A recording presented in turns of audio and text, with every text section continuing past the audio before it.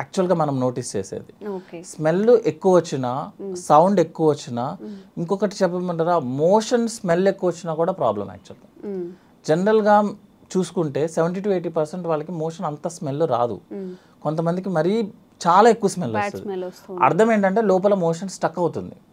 అంటే రెగ్యులర్గా పాస్ అవ్వాల్సిన మోషన్ పాస్ అవ్వట్లేదు అని అర్థం. 2-3 days అలా ఉండిపోవడం వల్ల ఎక్కువ స్మెల్ వస్తుంది అనమాట. సో గ్యాస్ పాస్ చేయడం అనేది హెల్దీ, కానీ ఎక్కువ ఫార్ట్ చేయడం అనేది, ఎక్కువ స్మెల్ రావడం అనేది అన్హెల్దీ. అంటే మోషన్ బ్లాక్ అవుతుంది, అంతకుమించి వేరే ప్రాబ్లం ఏం కాదు. ఓకే.